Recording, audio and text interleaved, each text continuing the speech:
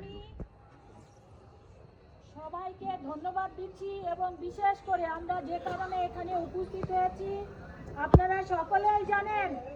বাংলাদেশের মানুষের সবচাইতে কাঙ্ক্ষিত ব্যক্তিত্ব, এই বাংলাদেশের গোটা বাংলাদেশের সকল মানুষ যেই নেতার অপেক্ষায় অপেক্ষমান, তিনি হচ্ছেন আমাদের জাতীয়তাবাদী দলের ভারপ্রাপ্ত চেয়ারম্যান জনাব তারেক রহমান। সেই আমাদের প্রিয় নেতা জনাব তারেক রহমান আগামী 25 তারিখে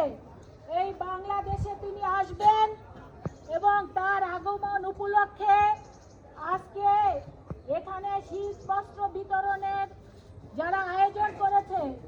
আমি বিশেষ করে সেই আমাদের প্রিয়, অত্যন্ত প্রিয় এবং স্নেহের